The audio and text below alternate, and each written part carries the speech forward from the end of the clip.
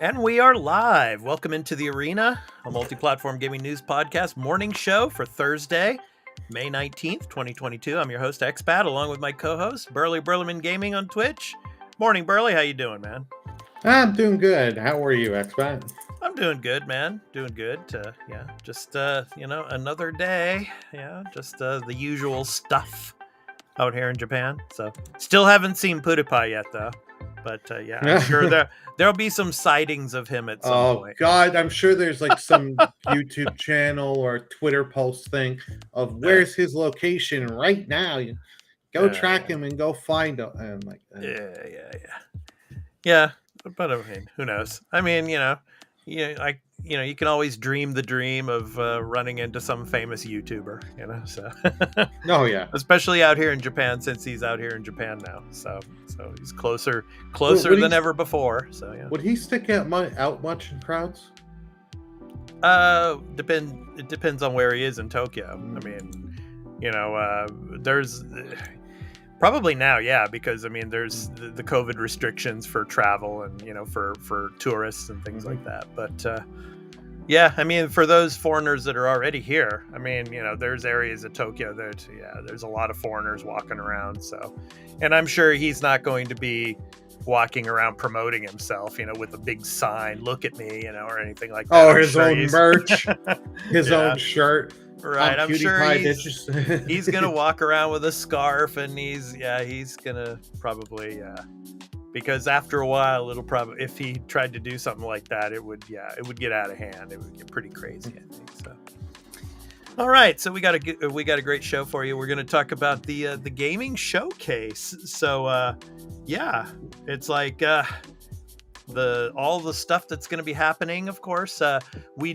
do have rumors about the like some kind of big PlayStation state of play that might be taking place around the same time as the Xbox showcase. We don't know exactly when that's going to drop yet, but I'm sure it probably will in the near future. But we got most of the updated information about the shows that are going to be going on, along with Jeff Keighley's Summer Game Fest event. So we're going to be bringing that to you, talking to you about that. We're also going to be talking about kind of a store where people can still buy, old digital games. We're going to talk about that. Or rent. Yeah, exactly. Thanks, Burly. And we're going to also talk about Bungie and PlayStation, as well as the Avatar game that's coming. And PlayStation might have some exclusivity to that. Yeah. Some like gameplay. Exclusive content, exactly. So we're going to talk about that as well. So let's go ahead and get into the stories. So Burly, get the coffee brewing, and then let's get to the information on Summer Game Fests. Okay. Coffee brewing? Coffee's brewing. All right. We'll be right back.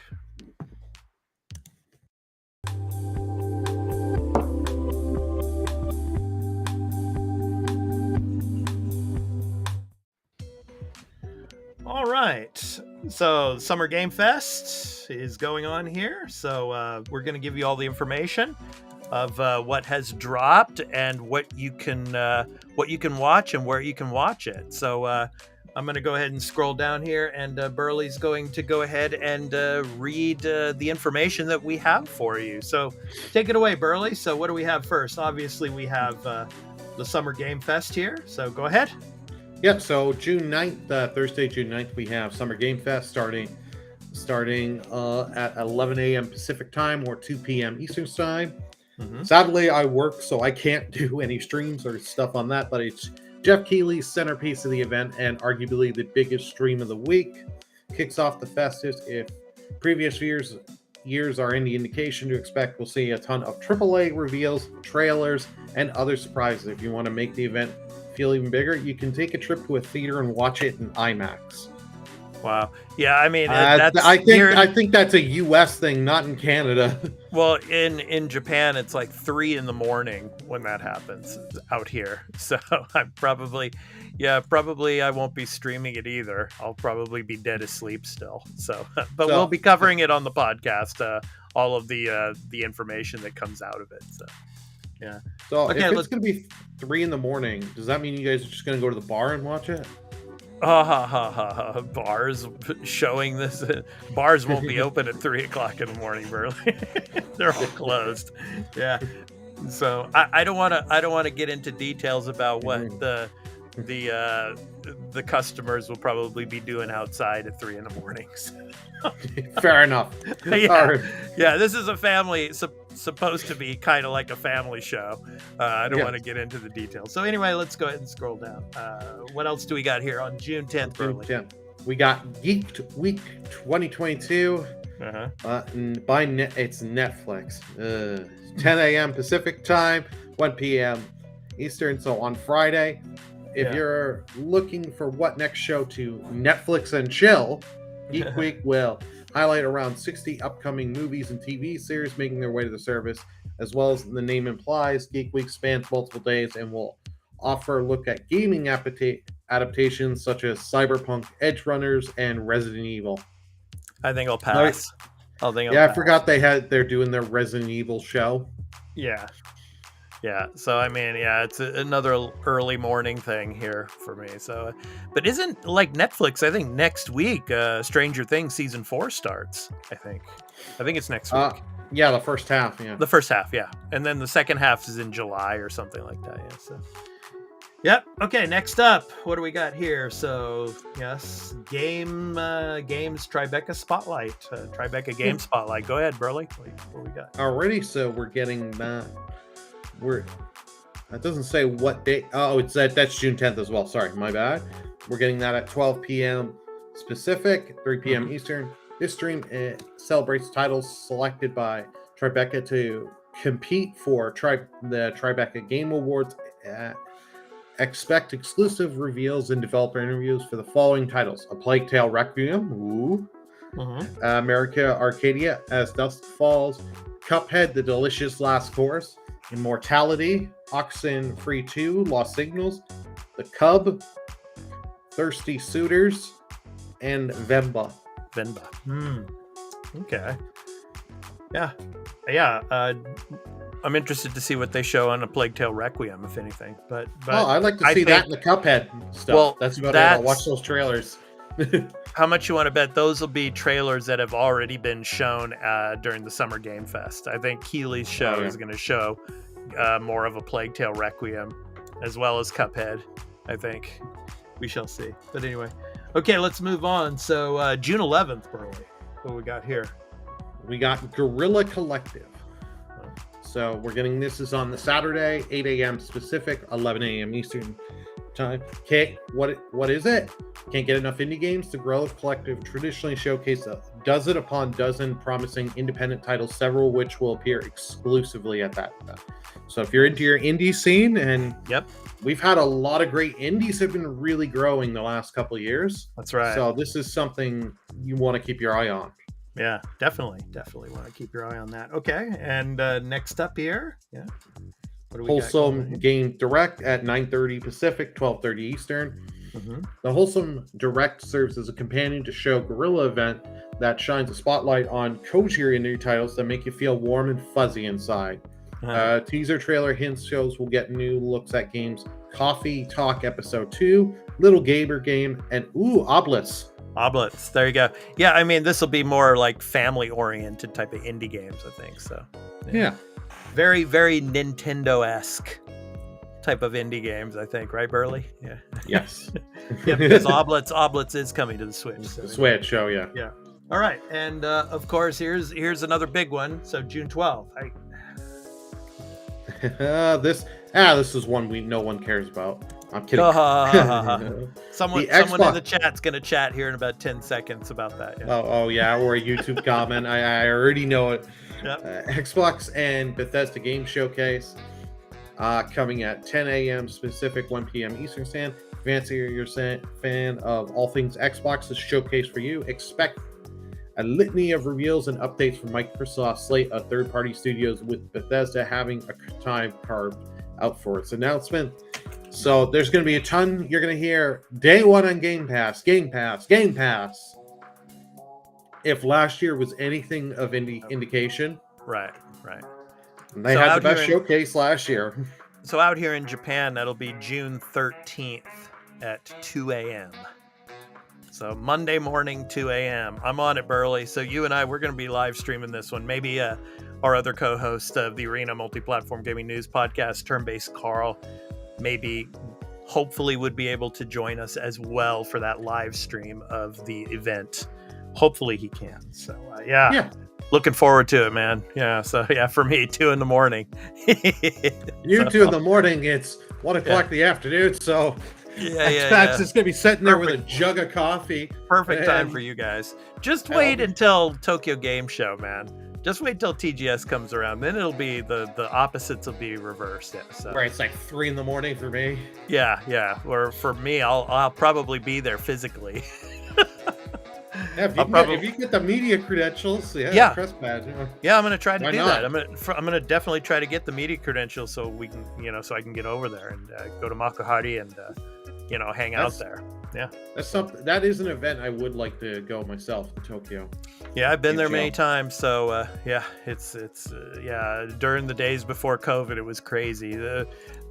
Don't ever go to a public day if you don't have to. It's a mess. It's crazy. So. It's fun to want to go there and check it out once, but when you're in a room full of about 20,000 people and you're just bumping up against each other shoulder to shoulder, no, it's kind of crazy. Media days are okay, but yeah. All right, so next up, what do we have here? PC Gaming Show on the same day at 3 p.m. Eastern Standard Time, 12 p.m. Pacific. PC Gaming Show, exactly what it sounds like. It's a cornucopia of new game announcements for your personal computer. However, even console fans shouldn't overlook. You never know what that make its way to PlayStation, Xbox, or Switch. Yeah. So the PC Gaming Show. Okay, Burly. So let me just ask you. So that was all, and this was information from Game Informer, obviously. So, but if the state of play drops one of these days and times of what we were just talking about, which time frame do you see it dropping? Well, there's the rumors that it's going to come at the same day of the Microsoft event, or come just a bit before, come a bit before. So I wouldn't be surprised we see either that or the day before. Okay. Because you want the Friday night. Yeah. Because you just wanna get your info out there. Yeah. Because the thing is as soon as Microsoft does their event, hashtag Game Pass is going to be trending for hours. Right. Yeah. And so I could just see Sony wanting to make a hashtag God of War release, or something. God of War Ragnarok. God of War Ragnarok. Yeah. God of War 2. Yeah. I mean. Yeah, we shall see, but we don't know yet. But we do know these are confirmed shows and the dates and times. So, so hopefully you can check out some of them. And of course, Burly and I, and hopefully Turn-Based Carl, we will be live streaming the Xbox event for sure. The Jeff Keighley Summer Game Fest event, we will just... unfortunately, because of the time constraints, situations, we won't be able to stream that, but we'll be bringing you all of the news from that, of course. Yeah. So stay tuned for that. We'll be talking about it on the podcast and everything as well. So, all right. So it's time to move on. So let's get to our next story, and it's a cute little story about people still renting games. Yeah. So we're going to get to that right after Burly flies the drone, okay? So you got the drone initiated? All right. So let's go ahead and get that done. We'll be right back right after this.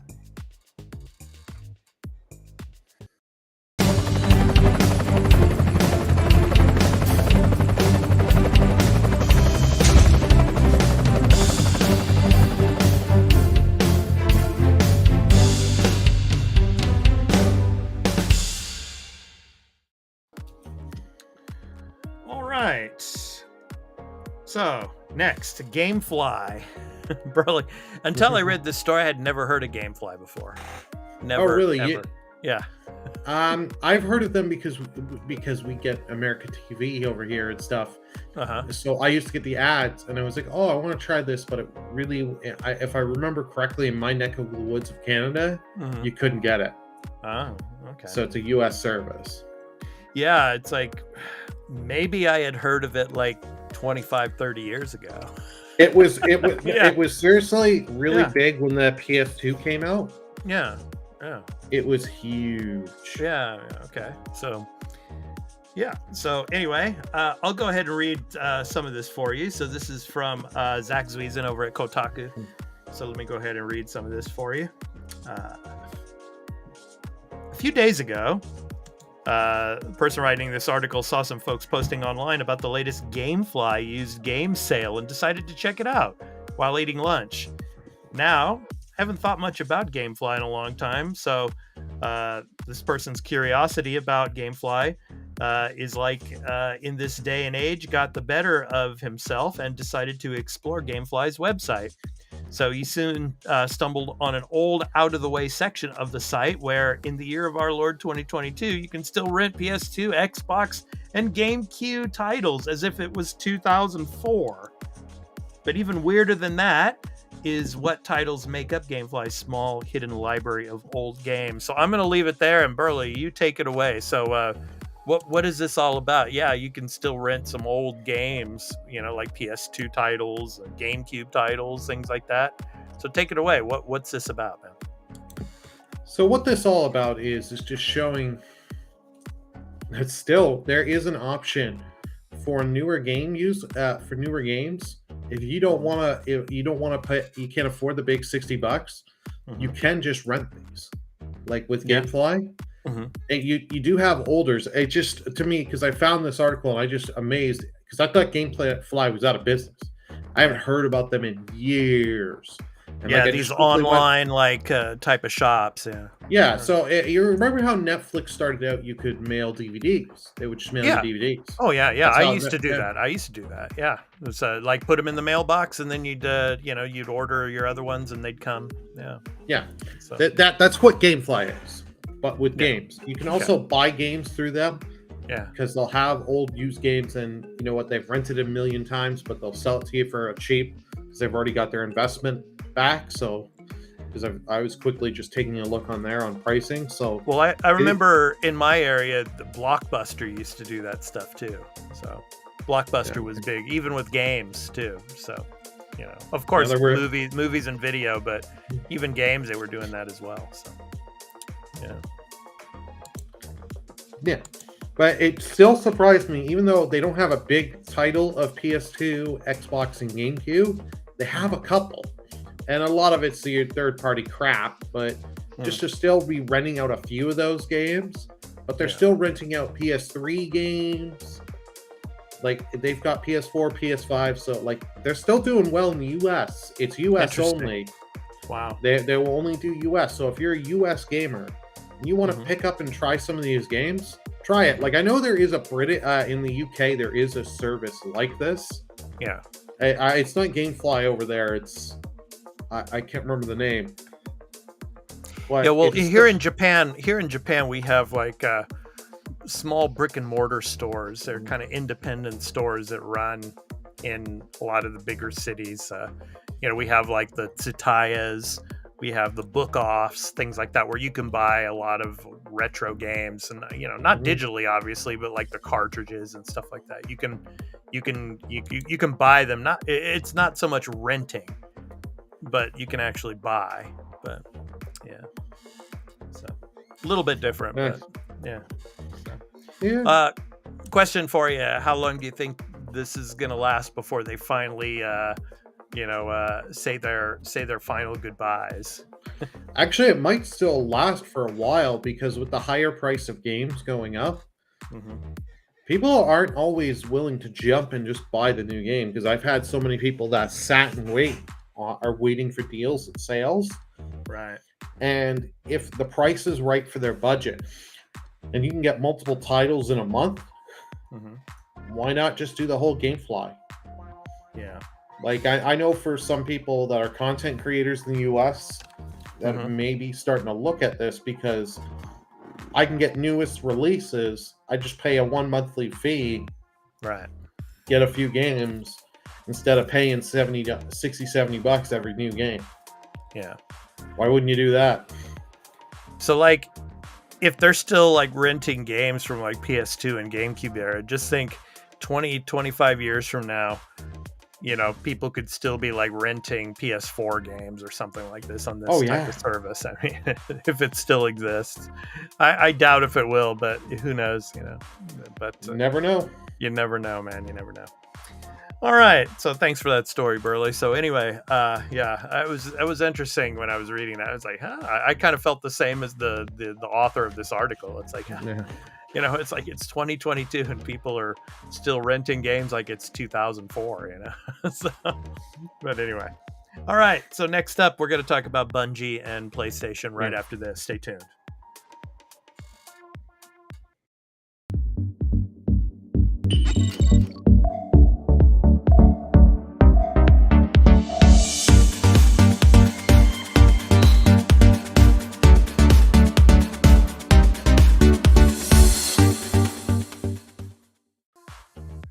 All right, next up, this is from SVG, so by John Boudet. So Bungie refuses to be silenced by controversial Sony policies.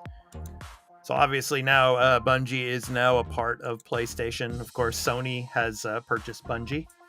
So I'm going to go ahead and read some of this for you. Sony's purchase of Bungie sent the gaming world wild when Bloomberg reporter Jason Schreier shared the details on Twitter in late January. As Schreier described at the time, the decision marked yet studio acquisition on par with Microsoft's acquisition of Activision Blizzard. PlayStation president and CEO Jim Ryan and Bungie CEO Pete Parsons made official statements the same day on a PlayStation.blog post, with Parsons writing about how he considered Sony a source of unconditional support in Bungie's mission to create timeless games. Following the Supreme Court leak to overturn Roe v. Wade, Parson and company have distanced themselves from this warm outlook for the moment. Bungie's statements in the PlayStation blog post spelled out a desire to remain as an independent studio, a status reaffirmed in a different context with the ongoing discourse around abortion. Unlike Sony's decision to donate to reproductive rights groups without revealing it, leaked by the Washington Post, along with Ryan's controversial received email to employees about respecting, quote, differences of opinion, end quote, Bungie posted publicly about its support for reproductive rights. Later, Parson and Bungie senior community manager Dylan Gaffner took to Twitter to codify the company's disagreement with Sony and others that have stayed silent. And it goes on.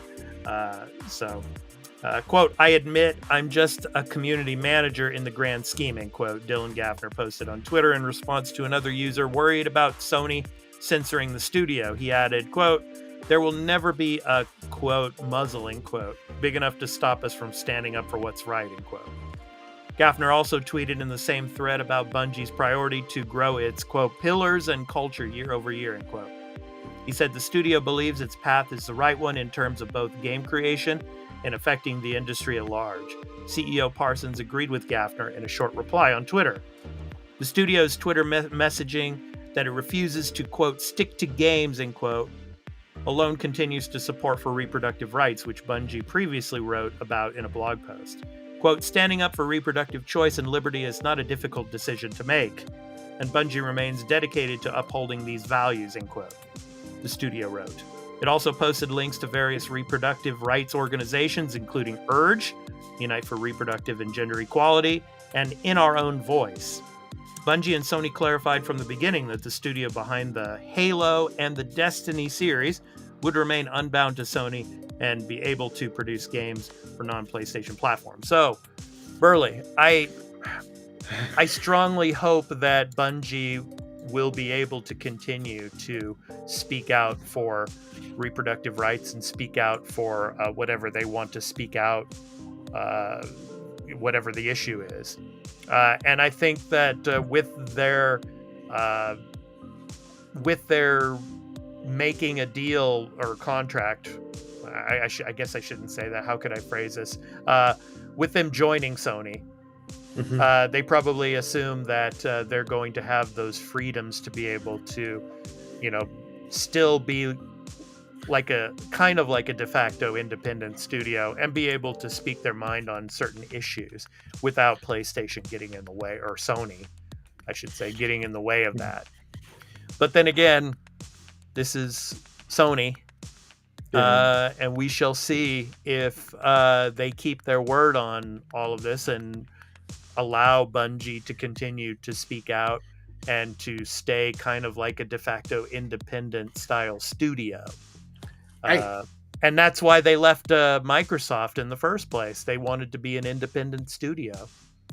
So, but anyway, your thoughts on this, man? I think they will.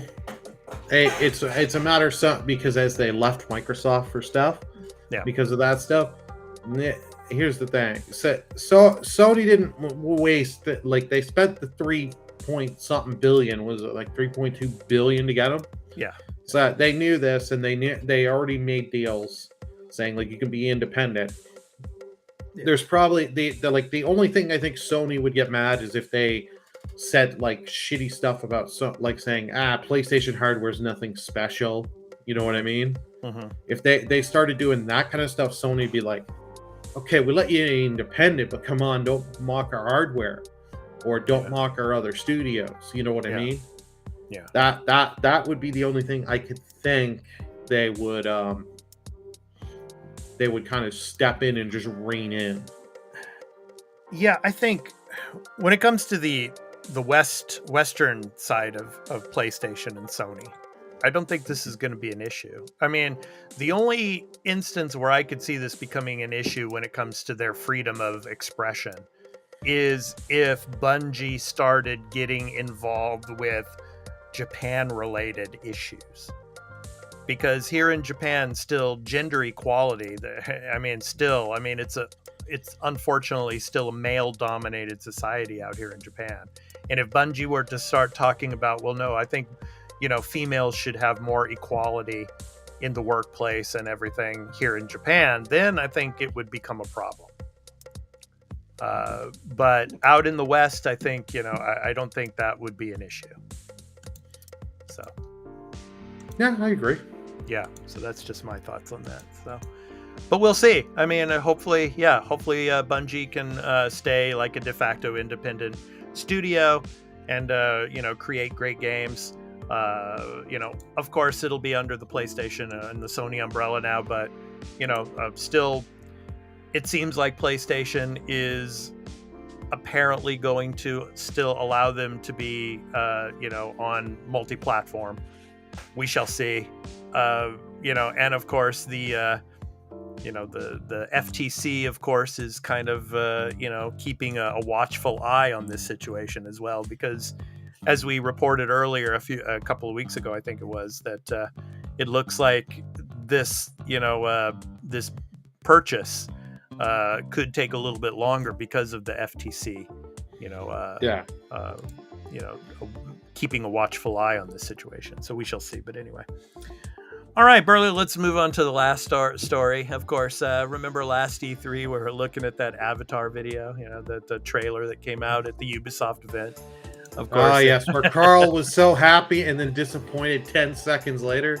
Yeah. Well, anyway, we got some more information about that, and of course, about PlayStation as well. So we're going to get to that right after this, so stay tuned.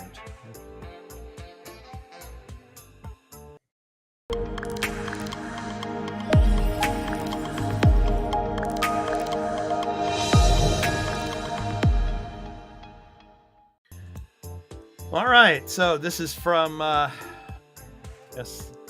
PlayStationLifestyle.net. So Sony has deal for Avatar: Frontiers of Pandora, possibly for exclusive content. Here we go again, Burly.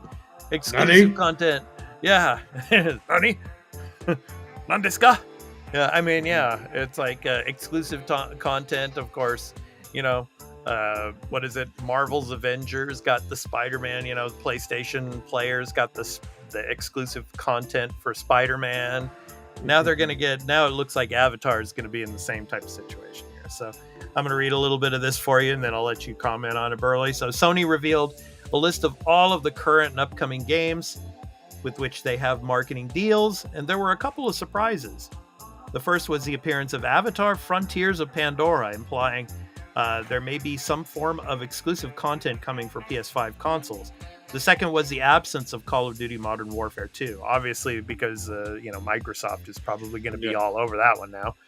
But then again, I mean, it's interesting because now Ubisoft Plus is going to be, part of the PlayStation Plus now. And Game Pass. And Game Pass, yeah. It's coming to Game Pass as well at a later date, but at least we know now for sure it was announced that Ubisoft Plus is coming to PlayStation as well. So anyway, this is the first time we've heard of a marketing deal between Sony and Ubisoft for Avatar: Frontiers of Pandora. Other games included in the list revealed during Sony's latest strategy briefing were PS5 timed exclusives Forspoken, Ghostwire Tokyo, and Deathloop, as well as console-exclusive titles Genshin Impact and Final Fantasy XVI. Grand Theft Auto V had a deal to offer its GTA Online mode for free for a set period of time for PS5 players. In terms of NBA 2K and FIFA, the PS5 is the official console of the NBA 2K League, and FIFA 22 Global Series, professional esports events, as well as online tournaments for all players. And it goes on to say, seeing as Avatar is a single-player game and is releasing on PlayStation 5, Xbox Series X, S, Google Stadia, Amazon Luna, and PC, it makes more sense for the marketing deal to include exclusive content for PlayStation players than it does for any other purpose. The game is due to be released sometime before March 2023, although little has been said about it since its reveal last year. And I have a feeling is Ubisoft going to do a summer event, Burly? I mean, we haven't gotten any information. I don't think they have said anything lately. Give me 2 seconds and quickly I'm just quickly looking up to see if Okay, while you're doing that, I'll read the rest of the article here. It says a game that was conspicuously absent was Call of Duty Modern Warfare 2. Despite Activision's impending acquisition by Microsoft, it was believed there was still a marketing agreement in place between Activision and Sony for exclusive Call of Duty content on PlayStation consoles. It seems like this may not be the case after all. So, anyway. Yeah, I mean, I would imagine because Bethesda is a part of Microsoft now, so Bethesda's, doing a, joint showcase with Xbox. So, but you figure every year, I know, Ubisoft would do an event like they did last year. EA, of course, used to do that as well, but they're not doing that now. But any information, Burly? Did you find any? No, that people are saying they're speculating there are going to be one because we're long overdue for one. But it's like Ubisoft, remember what has happened with them lately. They've had a lot of internal shit happen, as well as lawsuits and all that. Yeah. They're not in as good of a position right now. And there's a lot of their games we have no idea. Like that footage leak of Skull and Bones. We don't know if that game's actually going to come out. Yeah. Beyond Good and Evil 2, which we pretty much all say is canceled. Yeah, Beyond Good and Evil 2 is not coming, I think. But I think Skull and Bones is coming. Skull and Bones, by the looks of it, it's going to come out. But is it going to be too little too late? Who knows? And then they've got your Assassin's Creed. They're working on Infinite. They've got, I'm sure they're already starting the new seeds of another Far Cry. Yeah. They've got so many games, and like Sands of Time remake. We have, like they said, we're moving it to the original developers now. Right. But we still have no idea when that's coming and how far along development on that is. Yeah. Ubisoft is so up in the air. They're not going to do an event this year, this summer. I don't even think this year. But if this is going to happen with this exclusive content with Avatar, this might be a sign that PlayStation's really, really working hard to maybe buy Ubisoft. They might be trying to buy them. They might be trying to, yeah. I think Sony would be more just, they're waiting for them to kind of see how they go and just be like, okay, if they fall beyond this number, because let's put it in the deal. Well, because Microsoft is under the microscope right now with the Activision deal, so they got to wait until that goes through before they can really make any kind of big acquisition. So right now, Sony's still under the microscope with Bungie, too, because of Bungie. Yeah. But I mean, still, I mean, they're looking at, hey, I mean, we need to take advantage of the time that we have right now between now and that Activision deal goes through to try to get some of these other big guns, I guess you could say, AAA development companies, publishers. So, but anyway, we shall see. But I mean, I'm sure. I think at Jeff Keighley's event, we're probably going to get some more gameplay of that. I have a feeling we're going to get more gameplay of Avatar. So we shall see. Yeah, probably. Yeah. And with that, Burly. Well, I think if there's the rumors that they're going to give exclusive PS5 content, if we're going to get a Sony State of Play soon, we might be seeing it here and saying exclusive content. On the State of Play. Yeah. That's what I think. Yeah. What I have no idea for the content is I'm going to be honest. I am not a fan of this Avatar. The Nickelodeon Avatar, yes. The James Cameron Avatar, I'll go take a nap. Okay. All right. But anyway, with that, and speaking of the Summer Game Fest and Jeff Keighley's event, of course, our next episode of the Arena Multiplatform Gaming News Podcast, it's coming up. We're going to be recording this weekend. We're going to be giving our predictions for the Summer Game Fest. So if any of you out there, I'm going to post this later on social media, of course.